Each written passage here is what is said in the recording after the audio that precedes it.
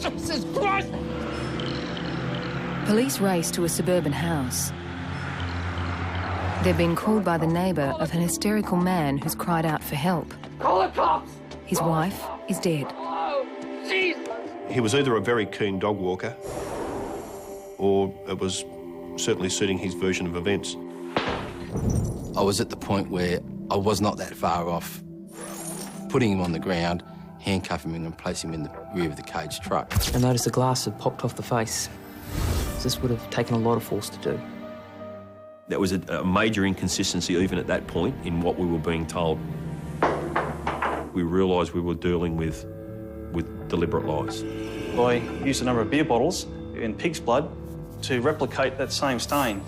There's some funny business going on, if you know what I mean. I never killed my wife. I loved her, and I left home that morning, and my wife was alive.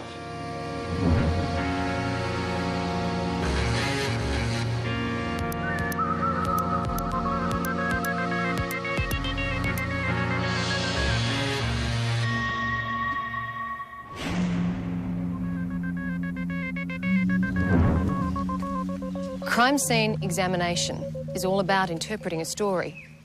Investigators will be told one thing, but the evidence within the scene will tell a completely different tale. When Judith Brown's body was found in the foyer of her home, the art of listening was never so important. Upon our arrival at the location, first thing we saw was a male person in the front yard. He had his hands up in the air and he had, I could see quite clearly as we stopped, blood down his arms, on his hands, down the front of his jacket. He was quite agitated. He was saying, "What's going on here? What's happened?" I could see blood on the security door handle. It was just sitting ajar, and the timber door proper was open. About a metre inside the door, I could see a female laying on a bag, head towards the door, and her arms were up above her head. There was also some broken beer bottles, appeared to be stubby size, and there was a strong smell of alcohol present inside the house. I went to the gentleman who was still sitting on the seat, and I said, "The lady in the house, who's that?" He said, "Judith Brown." I said, "And what's your name?" He said, "Ross Brown." I ascertained from him that it was his wife, and while speaking with him, he had a strong smell of alcohol on him and on his clothing. And I could see he had a laceration to the back of his left hand. The ambulance officers managed to bandage his hand. I had to say to him, like, "Calm down, mate, like, sit down, take it easy. They're here to help you." However, he was still aggressive and quite agitated in his approach with us. Get out of here, come on, piss off. I think aggressive would probably be the most apt word to describe his demeanour at that time. I'm all right, calm down, I'm all right. At one point, Mr Brown became so aggressive he actually approached myself and, placing his face only inches away from myself, was screaming violently at me. I could actually feel spittle landing on my face. Everyone reacts differently to situations where grief and shock are expressed in different ways, and you sort of always make allowances for that. But I hadn't seen this behaviour before. It certainly stood out in my mind. Get off me! Leave me He alone. was very insistent upon going back into the house and seeing his wife again. And, you know, I was trying to be very understanding that inside was this man's wife of some 20 years, but for reasons of protecting evidence and things like that, we had to convince him that was not the thing to do. Judith Brown was laying on her back in the foyer of the premises. She had severe head injuries, and there's a lot of low-level blood spatter on the walls. So the deceased was actually about floor level when she received a lot of the impact. Next to Mrs Brown's body was a set of car keys, a set of prescription glasses, and the necks of 2 beer bottles. On one of the shelves of the brick partition, which separated the lounge room from the entry foyer, was a circular stain in blood which appeared to be consistent with the base of a beer bottle. It was quite evident that she'd been struck with a heavy object. There was nothing in the crime scene other than the beer bottles that would be consistent with being able to strike her in such a manner. So either the bottles had been used to strike the victim or that something had been used on the victim and it had been taken from the crime scene by the perpetrator. I can clearly remember there were bloody footprints on the carpet and there were dog paw prints on the carpet as well and on some of the tiled areas. The footprints were also found in the main bedroom, where it appeared that a number of drawers and cupboards had been searched. Initial thoughts were that it was a break and enter, but it just didn't appear right. Clothing was bundled together and removed from the hangers and placed down on the floor. The hangers still all lined, not as if someone had gone through each of the items individually. Nothing else appeared to be disturbed. TVs, video recorders, stereo systems, everything appeared to be where it should have been. The crime scene had been staged to give the impression that someone had been in the house and that had been basically burgling the house at some point. And there was a large amount of passion and hostility that had been present in the scene, and an inordinately large amount of violence used against the victim that indicated much more than a robbery gone wrong. We also found a piece of ceramic just inside the bedroom door that was stuck down to the carpet with blood. It was highly coloured one side and had a fracture surface on the other side. It was blood-stained and it was in the immediate vicinity to the assault. We couldn't see anything that may have belonged to, and of course we started to think, well, is that possibly part of the murder weapon? And had it struck Judith Brown's watch? The face had been broken away from the watch, so it certainly appeared that the watch had been damaged during the murder. The time of the watch, I can recall distinctly, as 9:14 and 28 seconds. Even the second hand had actually stopped. Outside, Ross Brown was still agitated. From what I saw, he's there, he's got the blood all over him. It could have been a domestic-related incident. It was certainly suspicious. However, he may not have been involved, and as a result of that, he is also a victim of this particular crime. We impressed upon him that if he wanted us to find out who had done this to his wife, it was crucial for him to assist us with these inquiries. The best option was for him to help us by going back to the police station at that time. Did you have any involvement in Judith's death? You're fucking joking. I've got to ask you. You're fucking joking. At 9:14 p.m, exactly 12 hours after Judith Brown's watch had stopped, her husband was brought into the police station. The aim of the interview was to commit him to a version of events.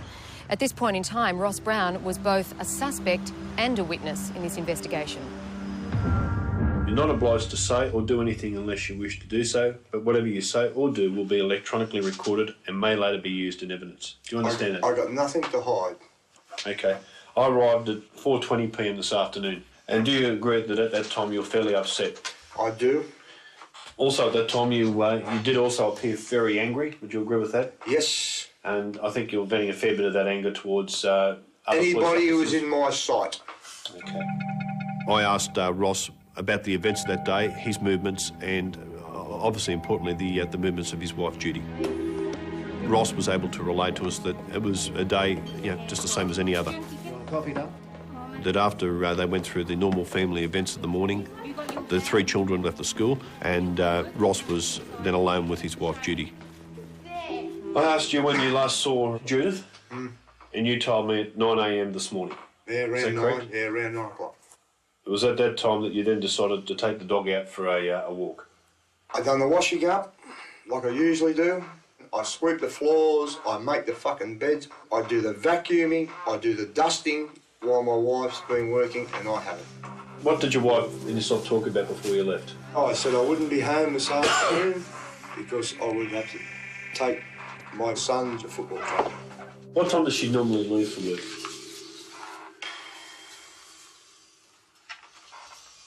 Quarter past. 3 past. You've left before she decided to leave for work? I did. Where did you decide to go? Take my dog down the beach. What beach did you take him to? Local beach. I'd already been aware that it was blowing a gale. It was bitterly cold and the rain was coming down periodically. To have spent an hour to an hour and a half on the local beach walking your dog in that sort of weather, he was either a very keen dog walker or it was certainly suiting his version of events. He walked the dog down there for an hour to an hour and a half before going to the Anna Bay Tavern around about 10:30 that morning. Now, how long were you at the tavern for? 2-3 hours. How much would you have had to drink over the whole course of the day from the time you went there to the time 5-6 you left? schooners, roughly. I walked to the bottle shop and I bought myself a couple of large bottles of beer to take.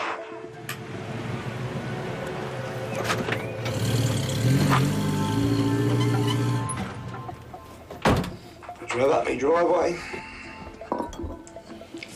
I unhitched the dog, which I usually do, picked him up, put him on the ground, picked up my beers, I walked over, and I proceeded to go to the front door with my beers on me. Okay. Opened up the door, dog went in, and I seen a fucking horrifying thing on the floor. Jesus Christ! I grabbed my fucking wife, and I fucking screamed. I think I dropped the beer, and I ran out the fucking door. I'm not sure if I'd done anything in the house or not, because I was fucking shattered. You said you bent down and grabbed your wife? Yes. How did you do that when you say... Hollis bolus. Where did you put your arms? Mate, I grabbed her and fucking just said, Judy, Judy, Judy, Judy. He remembers trying to pick his wife up, cradling her body, and it's possibly at that point that his left hand was cut. It could have been then, I don't know. And then I just went fucking screaming out the front door. And I went straight to Belinda's, and I was screaming at Belinda to ring the police. Call the cops! Call the cops! Police had also spoken to another neighbour that afternoon who had also witnessed Ross's behaviour. Another female neighbour was dragged in by Mr Brown in a headlock, and on seeing the sign she retreated out of the house and vomited in the front yard. You bastard! How are you feeling now? Pissed off. What are you pissed off about? The whole works and jerks. I got a wife of... I don't know what's happened to her. I've been informed that she's not a fucking alive. How would you feel? Would you be annoyed? Well, that's what I want to know. I want to know how you're feeling. I'm fucking very, very cranky. We still didn't know whether he was the offender or whether he was just the grieving husband in shock and angry and trying to vent that somehow. It was a very difficult balance as to how you talk to somebody in that sort of situation, but we impressed upon him that the importance was we had to get a picture of what has happened. What was the situation like between Judy and yourself? Did you argue very often?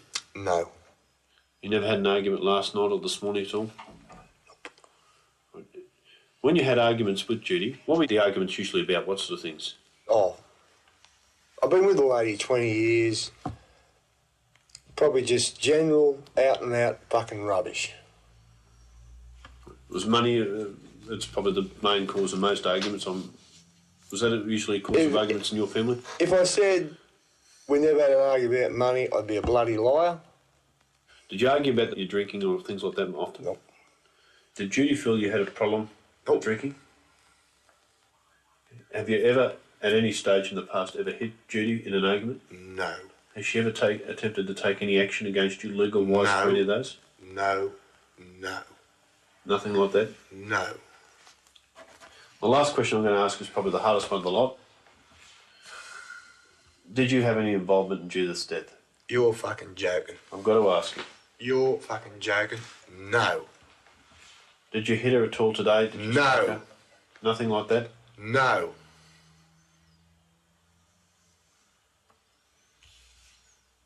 Nothing like that occurred? No argument this morning? Not at all. All right. Question I have to ask, mate, in the job I've got.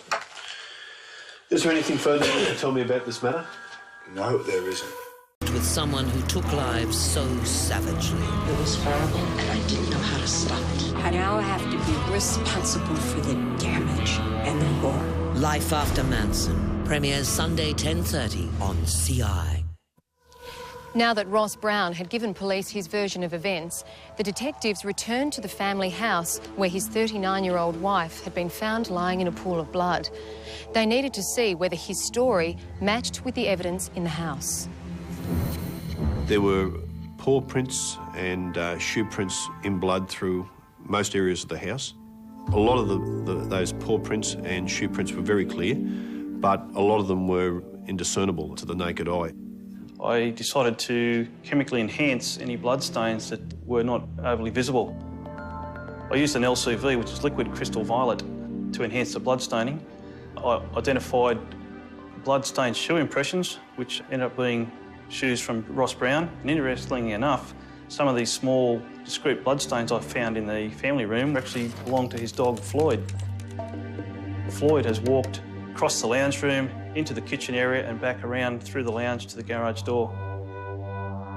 Right next to that door, police found Ross Brown's shoe prints. Alongside those bloody shoe prints were droplets of blood, which through DNA analysis was able to tell us that it was in fact Ross Brown's blood. It led to the same sliding door that the dog appeared to have exited from, and Ross's blood was also surrounding the locking mechanism on the door. In my interview with Ross Brown earlier that night, that had not been told to me. There was no real surprise that his prints or blood might be at the scene, but it was where they were found that concerned the detectives. The fact that Ross Brown had walked through his wife's blood into the main bedroom where the ransacking of the bedroom had occurred was of interest to us. The footprints indicated that it wasn't once, but twice. To walk through the blood into the bedroom, then come back out, then to walk through the blood again, and then walk in another direction of the bedroom, and then come back out, shows a very calm person rather than somebody who one would assume should be in a frenzy. Of even more interest than that was the fact that Ross Brown had then walked through his wife's blood over to that door, unlatched it, and it appeared to allow the dog to run loose out into the yard. That just did not fit in with the picture of somebody that's walked in, found their wife in a pool of blood in the foyer, and then thought, well, I better do something about this. We seized Mr Brown's white four-wheel drive. It was brought back to Maitland Police Station where it was forensically examined. In the back tray was a paw print, and we were able to have that analysed, and that came back confirmed as Judy Brown's blood. What's the dog's name, sorry? Floyd. Floyd. Where was Floyd at this point? Did he go around the back from inside, or did he come back out with you? Do you know what happened to him? I think he was running the street. And they got him back for me. And he's calling for the dog to get in the back of the ute, which he couldn't do. At some point shortly after that, he's actually lifted the dog up and placed it in the back of his utility. The dog had been running around the backyard, up and down the street, yet here was this paw print, very distinct and very definite in blood. One would have assumed that that blood would have dissipated from the dog's paw as he ran around, yet here it was still very distinct.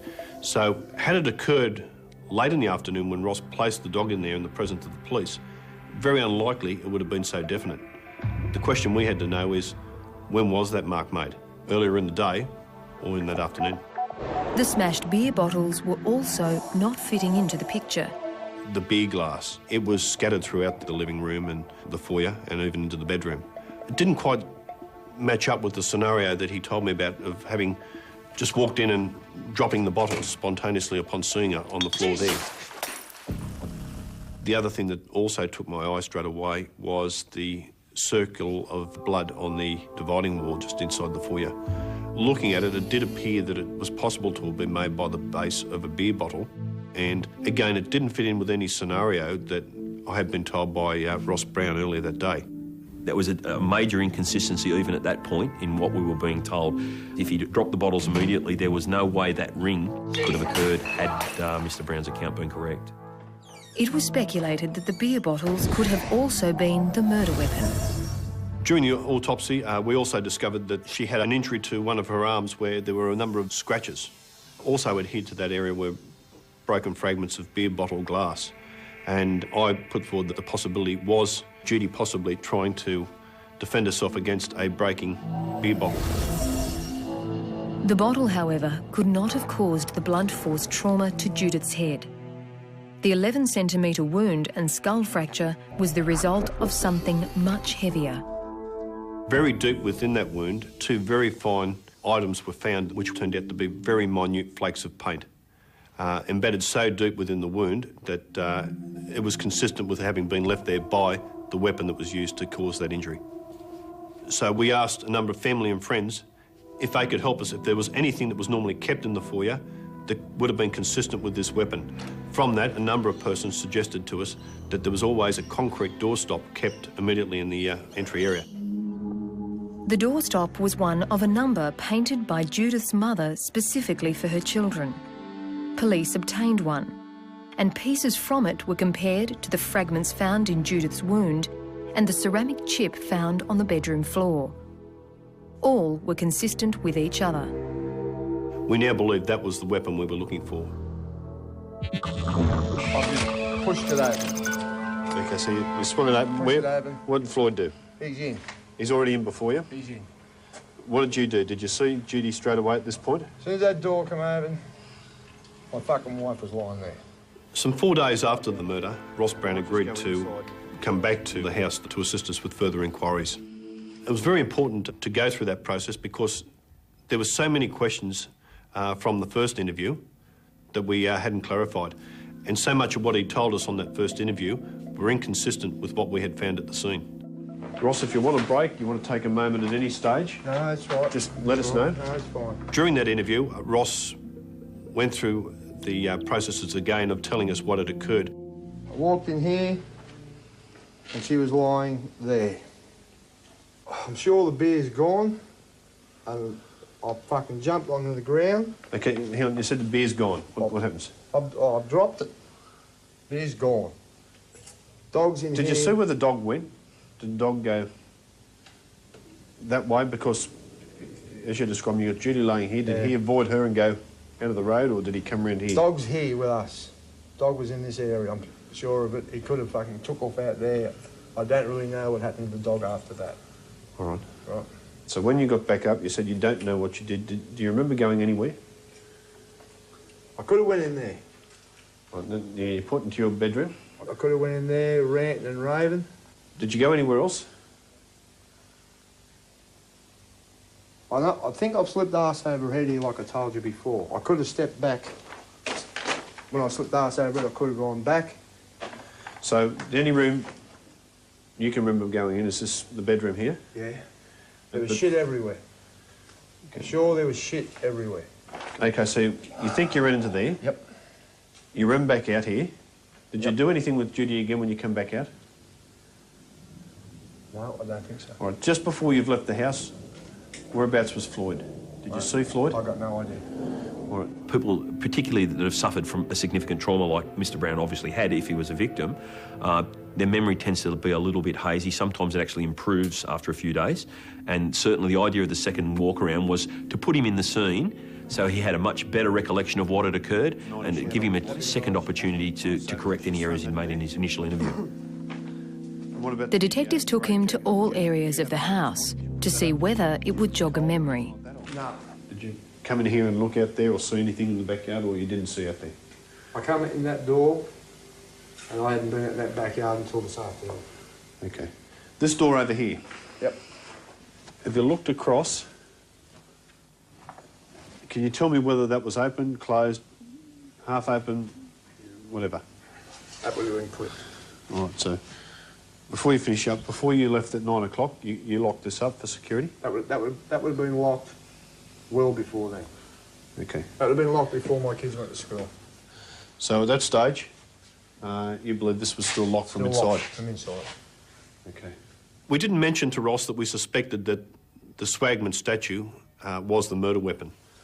Now, coming in here, looking around, is there anything in the room out of place, unusual, not where it's supposed to be? We were interested to see his reaction to that and if he identified that to us. Initially, when we went through the house, he did not mention that to us. Just looking over here, so anything missing in this tiled area, this foyer area, anything out of place that's normally kept there? Should be a doorstop here. It was when I drew his attention specifically to the entry in the foyer area and asked, was there anything not there that should have been there? He then said, the doorstop's missing. Can you remember where that was when you left that morning on Friday? Was that there? It was always here. Anything else missing? Was there any vases, jugs? There was never nothing kept on here. I've been told my wife never got to work, is that correct? That's correct. Her bag, I believe so. I haven't seen her bag anywhere. What's a bag look like? It's about that big. When you're doing that sort of walk-through interview back at the scene, you're also very interested in the body language and the behaviour of an individual. I suppose the curious part to a lot of the investigators there, including myself, was the fact that Ross didn't feel uneasy being back at the house. She was going to work, her bag could have possibly been there because when she's getting ready, she'll do a few things and that before she goes. 90% of the time I'm home when she leaves. I usually go out later, you know? And this is just one of them days. To myself as an investigator, I just thought this was very removed from a grieving husband. Ross Brown then took the detectives to the beach where he walked his dog. Yeah, if I walk in, he'll follow me out and try and come out as far as I can. I ride a longboard. Yep. Right in there. In here? Yep. Where he had drunk that day. A few grogs and that in there, it's pissing down raining. And bought his takeaway beers. Come out, I've got 2 large bottles, got in my car and drove out here. Oh, where'd you get the large bottles from? That bottle shop. This bottle shop here attached to the pub. It was important Ross Brown point out where he drank and bought the 2 bottles of beer. The detectives, however, had been doing their homework, and like the crime scene, what he was saying didn't quite fit the facts. Ross told us that he went to the tavern about 10:30 that day. He normally stayed, according to the witnesses, for about an hour to 2 hours at the most. This day he stayed for approximately 4 hours.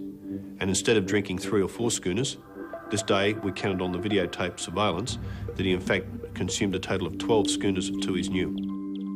The amount that he drank that afternoon was of interest to us because he told us, as did a number of other people, that afternoon he had to take his son for football training more than an hour away. A man that knows he has to do that, to have sat there and drank that much alcohol, I don't think was intending to drive much further than just going home at the absolute outside. However, the tape did show, and was confirmed by those that were there, that Ross Brown's hand was not cut at that stage.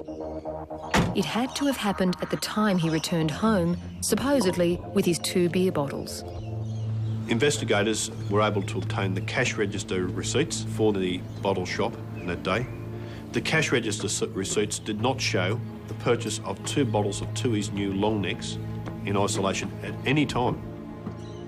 And most importantly of all, the video surveillance of the tavern bottle shop did not show Ross Brown entering the bottle shop at any time that day. And just in case Ross Brown may have gone to another shop up the street, checks were also made there.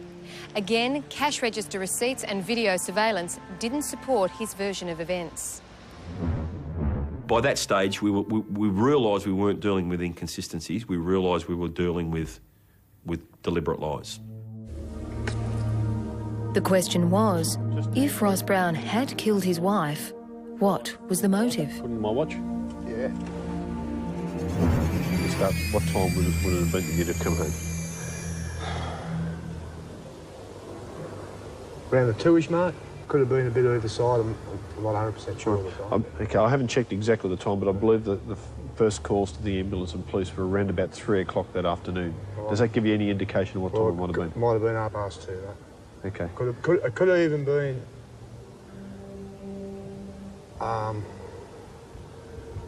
20 to 3. There were so many inconsistencies in his version of events, so many things were able to disprove that he had said. But none of that amounted to enough to be able to charge him or take the matter any further at that time. Extremely frustrating. You know where you're going, but there's not quite enough there. So police continued to pull apart Ross Brown's story. You hold it. I've got my beer under this arm like this. Okay, both beers? Both beers like this. So take that in my arm. Under your left arm. While they knew he hadn't bought the beer, they still needed to know whether the spread of glass in the crime scene area could have resulted in the way he had described. I've just pushed it over.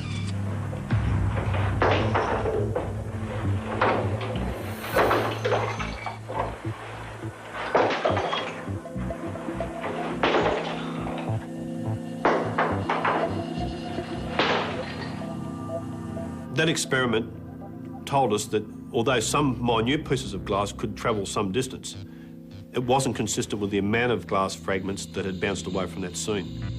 Well, it indicated to us that the bottle hadn't been dropped but had rather been thrown into the ground, which again was an inconsistency in Mr Brown's story. Investigators then turned their attention to the ring mark on the shelf that was in Judith Brown's blood.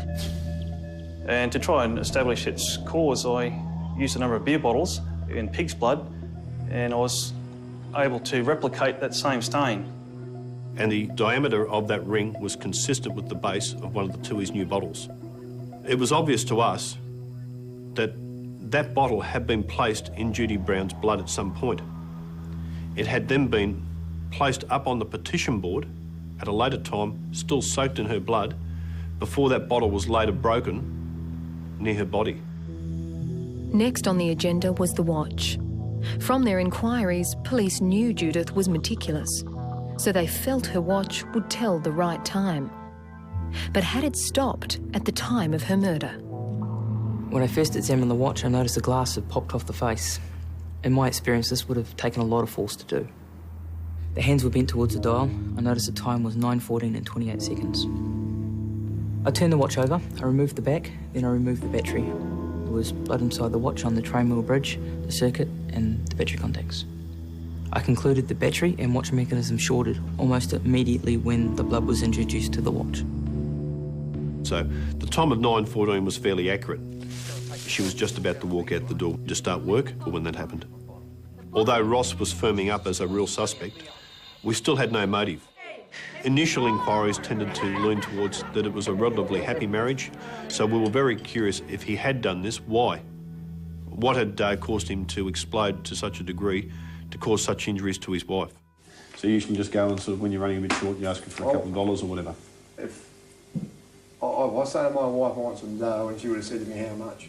We spent months looking into the financial situation of the family, and all of a sudden a picture started to emerge. What we found was that they had a large sum of money tied up in a fixed term deposit. That sum of money was in Judy's name only. Judy's family told us Ross was a spendthrift and Judy had to protect the family's money from Ross for that reason. I like to punt horses, I like a couple of beers. But the couple did have a joint account. 6 weeks before Judith's murder, the balance was $12,000. I can outlay $30 and have a $3 trifecta in every race in Sydney. By the 1st of June, the day before her murder, Ross Brown had withdrawn the entire amount from that account. They had no financial savings behind them other than the money tied up in the fixed term deposit in Judy's name. On that same day, Ross Brown contacted the bank. He wanted to know how he could change the fixed term deposit into a joint account. The bank employee told him he would need his wife's authority to do so. When the inquiry was made as to why he wanted to do that, Ross made the comment, "There's some funny business going on, if you know what I mean."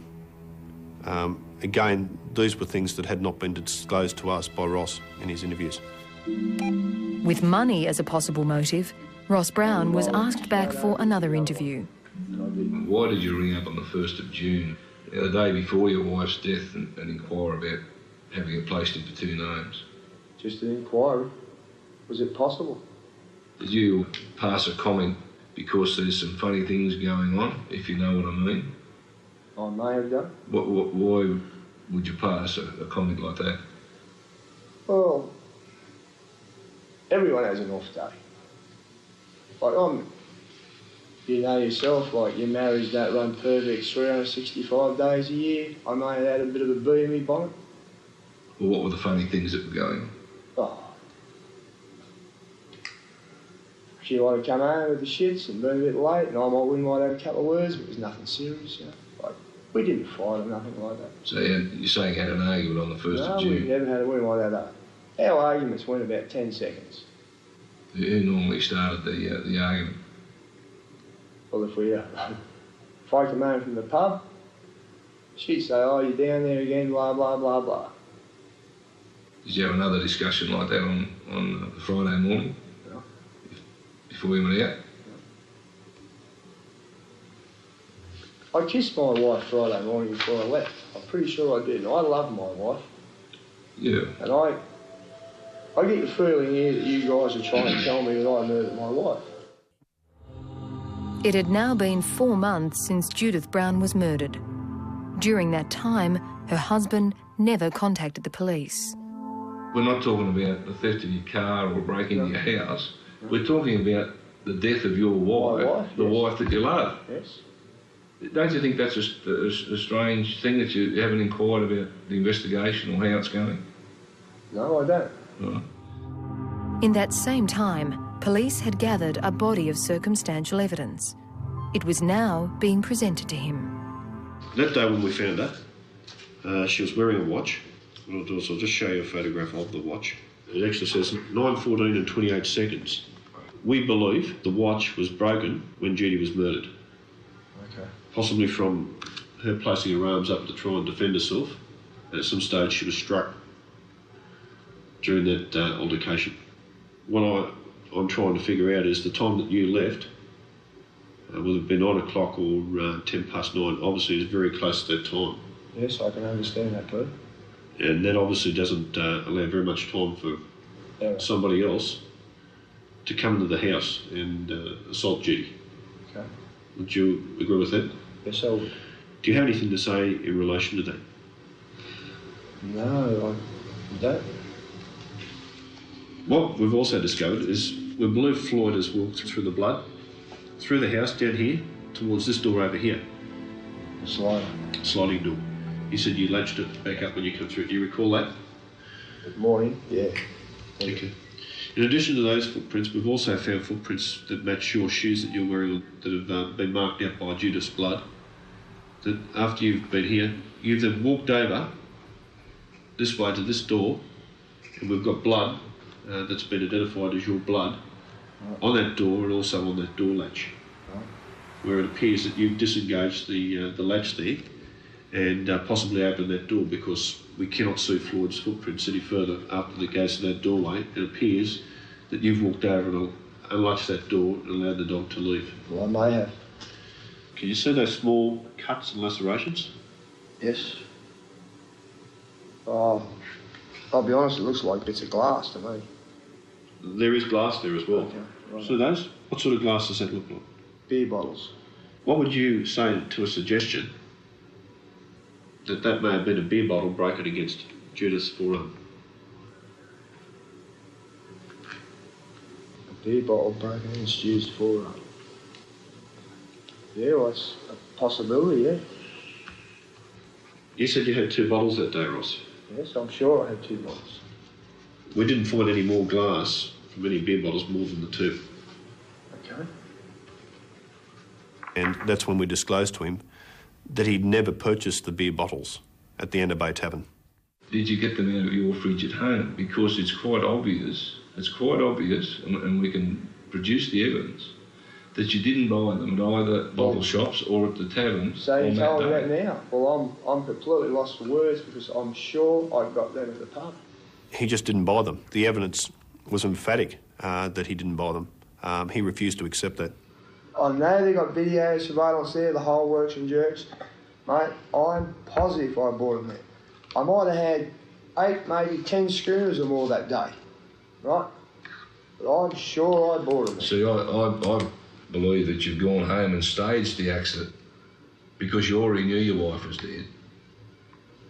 I did not stage it, Alex. I did not know my wife was dead. And the reason why I say that I believe you staged it is the fact of the impression, which appears to be the bottom of the bottle, that's left on the top of the dividing wall. It certainly looks like a mark off a bottle of beer, and I'll admit that myself. Can you explain how it got there then? No, I cannot, Peter. I'll just again show you that photograph there. Judy's arm. Could somebody in a rage with a beer bottle in their hand have struck her across the arm? She's put her arm up to block it. You're indicating that I done that, Peter. I'm going to say no, I never. Is that possible? Peter, I never done that to my wife.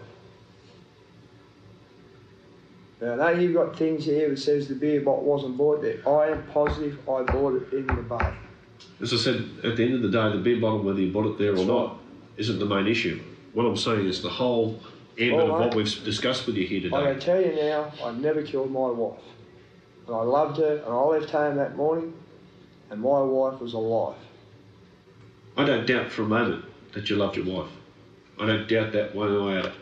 I'll look you in the face and I'll tell you that now. Everyone I've spoken to, everyone I've had contact with, all tell me that. The situation at your house was, you like a drink, you like a bit of a flutter. The arguments that you and Judy did have were all, from what I can ascertain, as a result of you going through money. I think this day that you're going to go out, you're going to go to the tavern and have a few more drinks. I think what's happened in the morning, and I think it's happened as quick as that. I think Judy's had a chop at you, said something to you about, what are you going to do, get out in the piss again while I'm going to work? The frustration's built up in you. And you've said it before earlier in this interview, when you do your lolly, you just explained, I know that you've said that in an earlier interview. I keep myself pretty steady, and if I snap, I do tend to like to do things I want, and I don't want no one to stop me.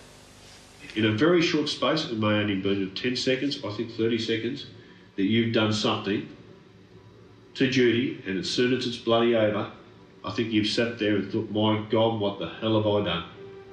You're in a panic, you didn't know which way to bloody turn. You go and you say, okay, I'll go to the beach, I'll just get my head together, I'll get my thoughts. You took the statue, you took your dog down there, you've gone to the tavern knowing that's going to be my alibi. And you've sat at that tavern all day praying that someone goes and finds Judy, someone comes from her work, they find her. But that hasn't happened. The time's ticked away and it's got damn close and you knew the boys are due home. I'll give you that. You've had the decency at that stage, I believe, to think, I don't want the boys to go home and find her. And that's when you've gone home. I think, Ross, when you think about it, when you think of everything we've told you here today, I think all points in the one direction. If that is it, that will be mitigating circumstances that the courts will take into account. They will take that into consideration. Because I know, everyone has told me that when you explode, you do it very quickly. I've had a forensic psychiatrist watch your interviews. I'll read you a comment that's been made by a forensic psychiatrist. Just listen to this. Finally, it appears to me that the murder happened in a moment of intensity and rage. There may well have been an element of censure or humiliation taking place at the time, and this would be sufficient for an individual like Ross Brown to become suddenly enraged and behave in a violent and impulsive manner. There is no indication that there was a prolonged fight or struggle, but rather that the whole event occurred ferociously, impulsively and quickly. Well, can I say something now? I was 100% sure I bought my beer at the pub at Annabelle, and as long as I'm sitting here or I'm alive and on my father's dying oath, I never killed my wife. I'm sorry, Peter. I don't want you apologising to me, I just want to know what happened. The most frustrating period is when you finish that interview and he's walking out of the station, you're thinking, I can prove all that, I can prove so many lies, but it was just a hair short of being able to prefer any charges. That hair's breadth came 12 months later. I was contacted by a counsellor from Nelson Bay who told me that she had been working with one of our witnesses over a long period of time. That witness was in fact the other woman that Ross Brown had grabbed in a headlock on the afternoon of his wife's murder and attempted to drag her back into the scene. What she told me is that she was sitting at home on the morning of the murder and that she had heard an argument from the Brown residence. Although she wasn't able to identify Judy's voice during that argument, she was absolutely positive that one of the voices that was raised was Ross. She told me that she heard a woman scream, but she thought there's simply an argument. She told me that the argument had occurred at approximately 9:10 to 9:15 that morning and that he had driven off some 10 minutes later. And she was of the belief that, in fact, Ross Brown had actually seen her as he drove off that morning looking through the window. For that reason, she felt that she wasn't prepared to come forward. Importantly, her statement corroborated an earlier one by another neighbour. who had seen Ross Brown's vehicle in the driveway at 9:10 that morning. This was the final piece we needed, and I sat down and I examined all the evidence that we had gathered in the 18 months since Judy's murder, and I was now of the belief that we finally had enough to charge Ross Brown with his wife's murder. After a 5-week court case, the jury returned with a guilty verdict.